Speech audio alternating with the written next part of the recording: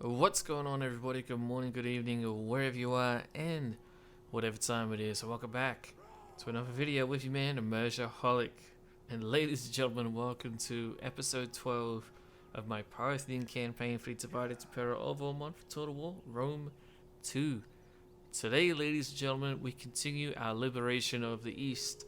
General Fischtaspa led the liberation of the ancient capital of Parthia, known as Nisa, in our last video. Highly recommend you go check that out and make sure you're caught up and all up to speed. But somehow, this campaign is actually turned around massively. We've gone from the brink of destruction again and again, and it just seems that we somehow have managed to pull ourselves back from the brink multiple times. And so it's actually looking like we're going to be ending this campaign fairly soon. But we'll have to see. General Fischtaspa has been recruiting some new noble units in Nisa. But now he needs to figure out what to do, because Nisa is right here and we can get attacked from Baktria in multiple directions, from the north, from the east, southeast, and the direct south as well. Basically, we've done this massive drive into Bactrian territory. It went very well, but now we're surrounded and we have no idea where the Bactrians will come from next. And in fact, during the end turn here, we just see that we see instantly what happens, and the Bactrians immediately launch a counter-offensive against us at Nisa. So now General Fischtaspa has to hold on and defend the old capital of Parthia. Let's do it, ladies and gentlemen.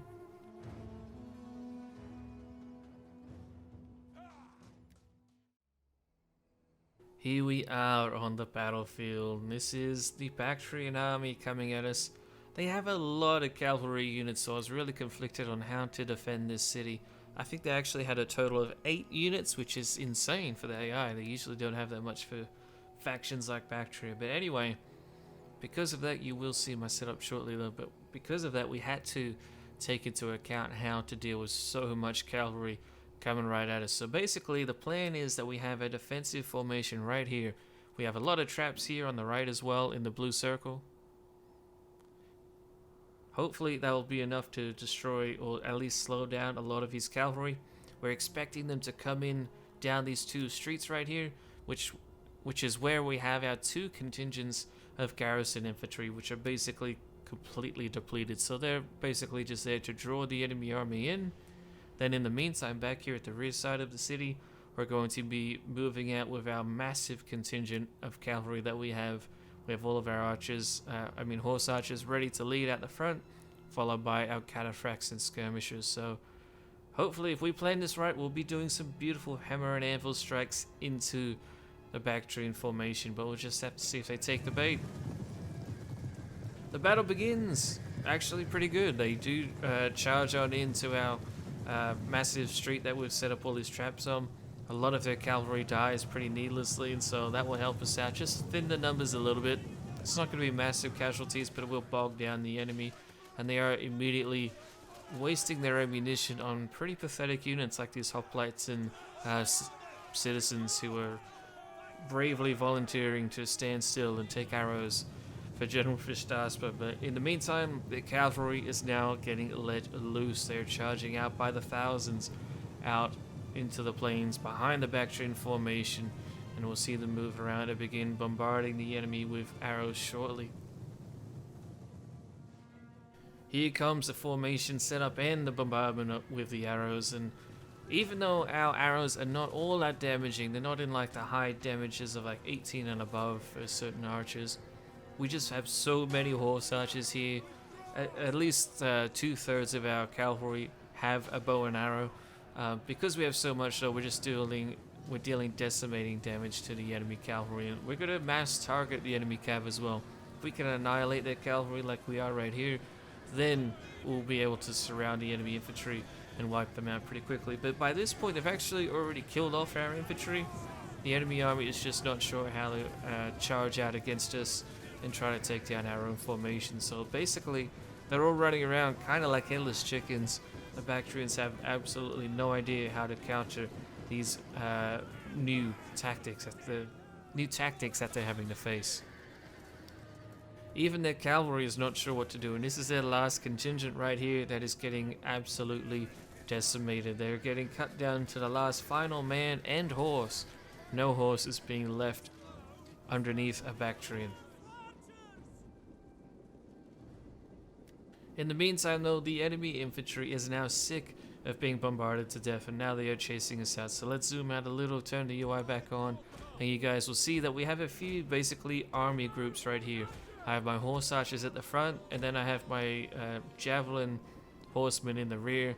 The javelin horsemen are the main ones who will be doing most of the charging, along with our elephants and our Parthian cataphract unit that we hired as a mercenary, but we'll be saving those guys for the end of the battle. And here it is, the last small little contingent of men. We bring in our javelin horsemen. They're dealing massive damage to the enemy, even though they are kind of throwing in their javelins into the shielded side of the men. Because we have so many javelins coming their way, it's still going to deal massive damage, and some of their units will turn around at exactly the wrong time, and they will get annihilated. So, ladies and gentlemen, pretty much just like that, we wipe out a Bactrian army for very little cost, and we defend the city of Nisa.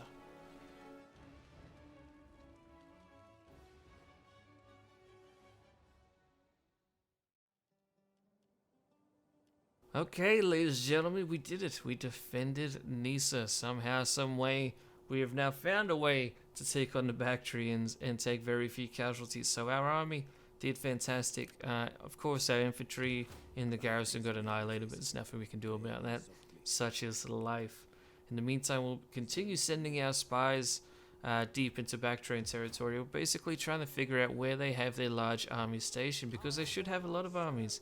We don't know where they are. We know a lot of them got obliterated in Mesopotamia by us, and then by the Saba Arabs from the south. They dealt a massive blow to the Bactrians, so we'll have to see how that goes. In the meantime, General Fishtaspa is continuing the deep drive into Bactrian territory, and he takes the city of Marv for fairly little cost, although he did take a few extra casualties.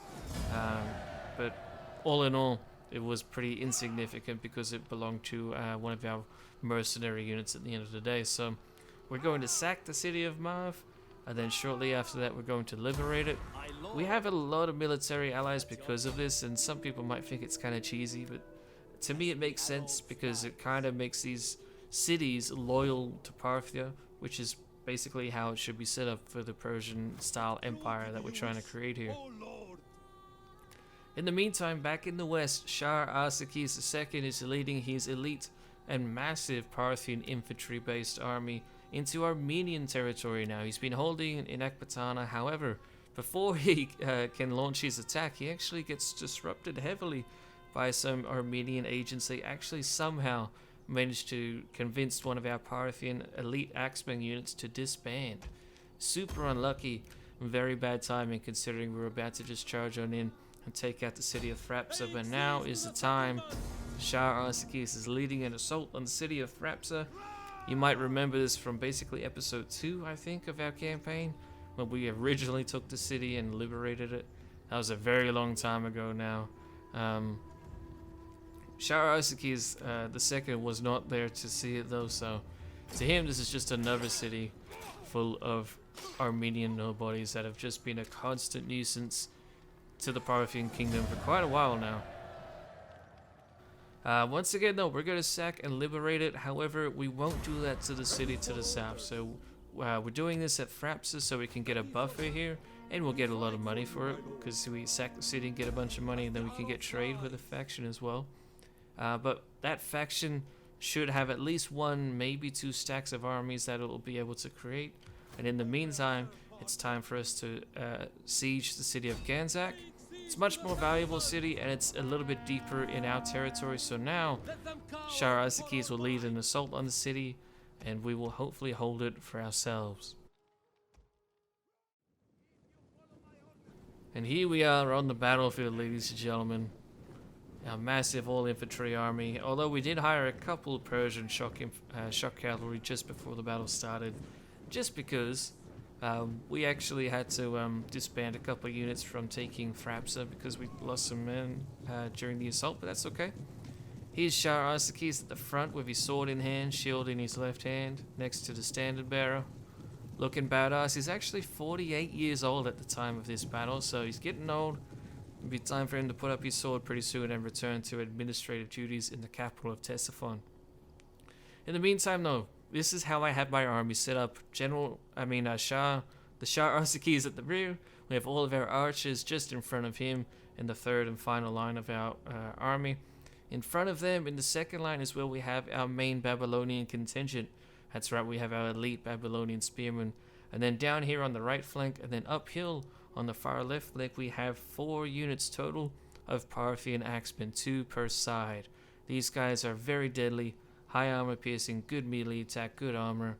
They're just the best that we have to offer, really, which is kind of sad, but they're still very good units regardless. And then up here we have some mercenary Persian shock cavalry.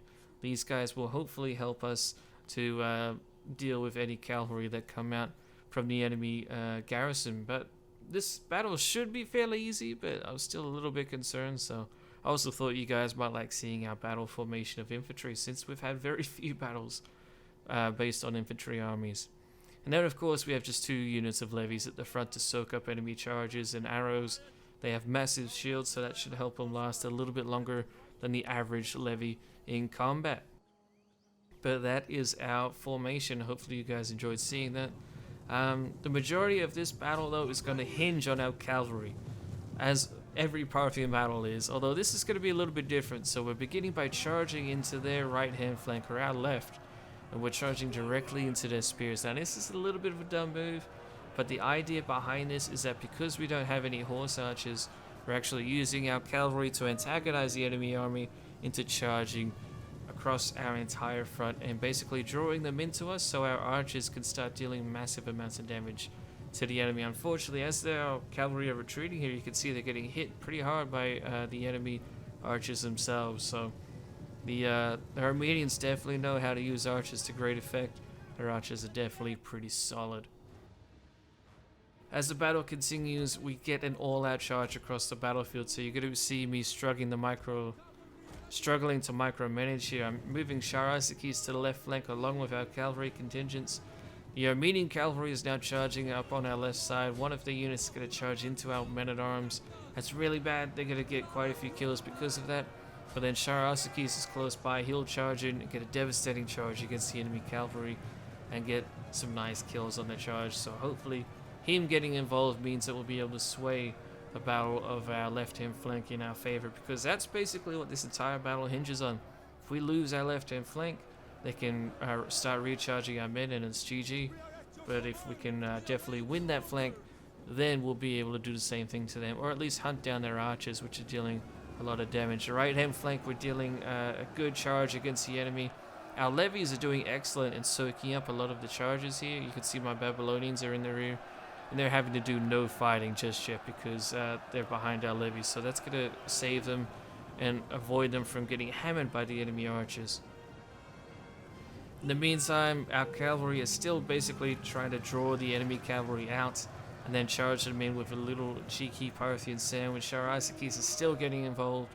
The enemy cav is starting to retreat, as is our own, although now we've brought up some Babylonian spearmen right here in the center of the screen that are helping deal with the enemy infantry that has also come in and got involved in the left-hand flank fight. And our archers are, of course, continuing pounding the enemy with thousands of arrows per second. We have so many archers in the rear, it's kind of insane. It's a massive spam. We have like 6 or so archers, so pretty heavy indeed. But this contingent right here I've circled, we need to break them. If we can break them, then we're going to have at least 4 or 5 Parthian units get freed up to start rear charging the enemy army. Here we come in with Shah Arsakis leading a deadly charge against the enemy. It's not the best charge, but it is deadly because it will deal massive morale damage, and he's doing it in conjunction with Babylonian spearmen pushing hard against the enemy. So because they're doing that, we will get some beautiful routes. The enemy infantry here gets slaughtered. Now it's time for Shah Arsakis to start leading rear charges down the battlefield.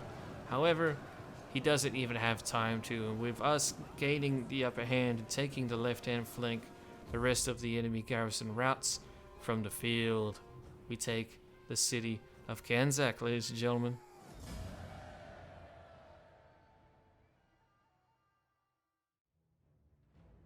Here are the stats if you do wish to see them. Unfortunately, we did take quite a few losses in this battle.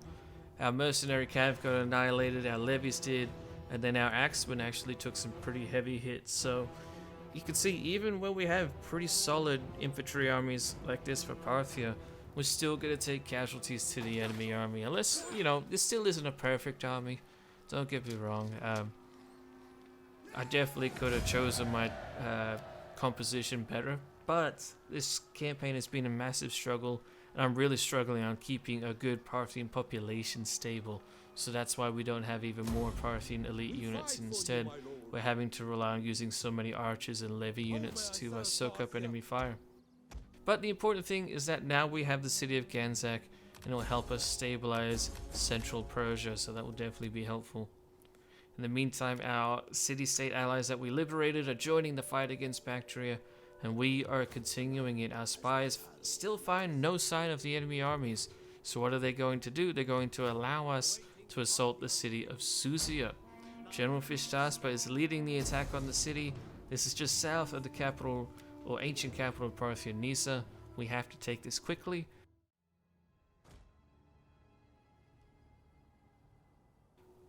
So this is going to be a little bit of a different battle showcase, because I'm showing you guys a very condensed version of a battle, but I'm also just showing you guys how I play when I'm not planning on recording a battle. This is basically how I do all of my battles, where I know I'm going to win, but I have to kite the enemy to death. So in the rear, we have some skirmishers, some javelin horsemen.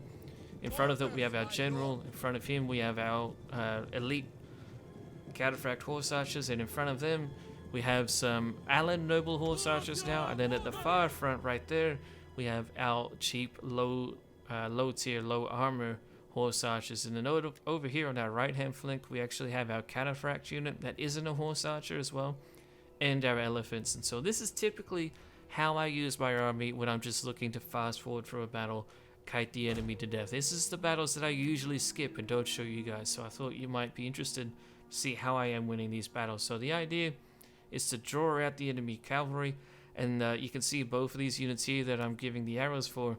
They will be charging out and trying to chase down our horse archers, and as they do so, we will either bring them into a position where we're happy to surround them and charge them, or what you'll see is us actually skirmishing them to death, and they won't even be able to charge us here. So one unit of enemy cavalry gets annihilated before they can even touch us. Here we have our thousands of horse archers and cataphracts just moving around in a beautiful formation. Looks very gorgeous. And the last Bactrian cavalry unit is trying to chase down our horse archer contingent. They get very close, and it's a little concerning that they might get a charge on us, but our javelin men come in and get involved, and we continue micromanaging our horse archers away from the fight. So that's basically all that's happened. Now that we've dealt with the cavalry, it's time for us to deal with the archers, and then once we deal with them, then we're just going to surround the enemy and kite them to death. So again, that's why you're not seeing any cinematics in this fight at all. I just wanted to show you guys purely how I typically fight them when I'm planning on not showing you guys a battle, because we've had a lot of battles like this where I win the battle, but it's so easy and so boring, it's just like, it's not really worth showing. It's actually often even easier than what you're seeing in this battle, because not many garrisons have cavalry, and cavalry really can complicate a horse archer's approach to dealing with enemy armies. But anyway, we actually get most of the enemy archers as well in that charge, although a couple of their units did try to escape, and they did so effectively. However, they escaped too far away, so these two blue units out here I've just circled, they are the archer units we have to decimate. So I'm going to focus my micro heavily on them. In the meantime, our horse archers and cataphracts are drawing the enemy infantry away, and we're just basically going to go in a big circle like this and continue bringing them out in the open, mind you, not in the forest, bringing them back out to basically the deployment zone, and then we'll be able to just keep using all of our ammunition. So here we are charging into the last unit of enemy archers. These guys are the biggest threat to our own cavalry right now, so that's why I'm getting so close to the enemy hoplites. It's a little risky, and we do take a couple losses, but at the end of the day, losing literally 2 or 3 men for the sake of 2 or 3 units is definitely a favorable trade for us. But now skipping ahead a bunch, we have a bunch of enemy hoplites that are basically isolated and surrounded. And this little incident here that you're going to see, that is basically how I deal with the majority of their army. I basically bait out 1 or 2 units of enemy infantry, and then I try to time my charges perfectly. So right here, this unit is not looking at the unit that just recharged it, and they're still facing the unit that's in front of them, so that's why I'm not actually using a Parthian sandwich. So instead, I'm going to focus on the other hoplite unit that's actually moving and it isn't braced. So we get a nice charge into the front of them. Then I have another cavalry unit coming to the rear just here, so they're going to get a perfect charge. And then after that, this third unit of cavalry is also going to come get involved, so that unit will rout very shortly. And in the meantime, every 30 seconds or so, I'm trying to make sure that my horse archer contingent is not getting caught. And that's basically how we win these garrison city fights. And then it comes down to situations like this, where we have just a few weak units left. They have no general, and we have elephants and cataphracts, and so we're going to start charging into them one by one, and then eventually we will do them all at the same time, just so that we actually get a chain route. That's a really easy way to do it, is by dealing massive shock damage across the entire line of your enemy's army that you're going up against, instead of just focusing on a single unit, because we have a couple units that route right there. These 2 units that are last and still alive will waver together very quickly, and then they will rout very quickly, and so we get an easy win and take the city of Suzia. And that is how I micromanage my easy garrison battles. And with all of that micro, we take 46 losses. A little bit more than normal, but it's definitely not bad, and I'll take that any day of the week. They had a pretty large garrison, so it could have been a lot worse, especially if I auto-resolved it. You never want to auto-resolve when you're playing as Parthia and you're using these massive cavalry armies. At least generally you don't want to, although you will see me auto-resolve shortly. So that's a little embarrassing, but anyway, we'll just ignore that. The city of Suzia falls to us, and this will be the second last city that we sack and liberate. We're basically focusing on the cities that aren't walled. If you haven't noticed, our cavalry armies are not very good at taking walled settlements, so what we're doing is focusing on these smaller unwalled cities. We're going to take them with our cavalry-based armies. Then when we do, we sack them, we liberate them, we create new allies, and allow them to raise their own armies that will help us fight Baktria, which are doing very well actually so far. And then we will continue marching deeper into Bactrian territory, and eventually we're hoping to bring Shah Arzakis to the east with his infantry army to take the larger capitals of Baktria. But before we start doing that, let's have a little bit of a recap. So over here on the left hand side of the screen, you'll see a lot of yellow. That is our core territory. Then we have one little incy-wincy bit to the east. That is our city of Nisa. This area I'm circling right here is basically full of allies. They're all in the blue right there. We have no client states at all, unfortunately. And they're surrounding 2 Bactrian cities, so that will be very nice for us. On the left hand side, we're bordered by Egypt, so we really need to get an alliance with them. It's really important we do to secure Palmyra.